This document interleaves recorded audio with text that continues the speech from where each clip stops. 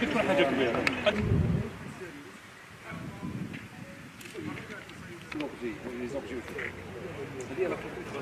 تاخذ نواب بزاف تصاور كيتفضل بزاف بالي شي وحده.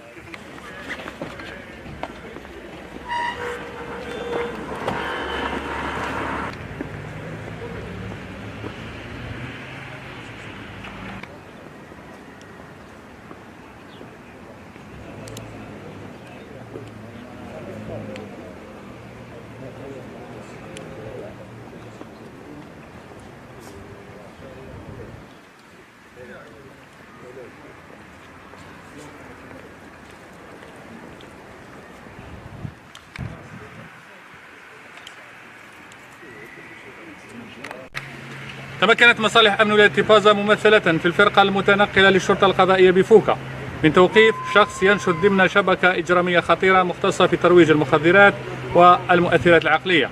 يمتد نشاطها لعدة ولايات من الوطن.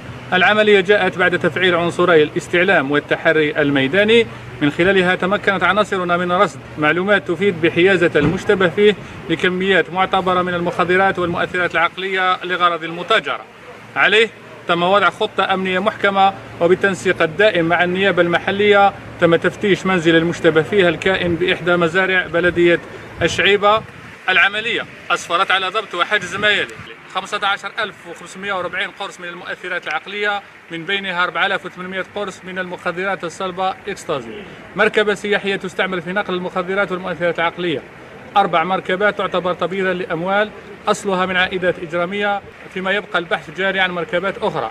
27,000 دينار جزائري من عائدات الترويج. تم إنجاز ملف قضائي ضد السالفي الذكر عن قضية حيازة ونقل وتخزين المخدرات الصلبة والمؤثرات العقلية لغرض المتاجرة بها بصفة غير مشروعة، متبوعة بتبييض الأموال أصلها من عائدات إجرامية. سيتم تقديم المشتبه فيه أمام النيابة المختصة إقليميا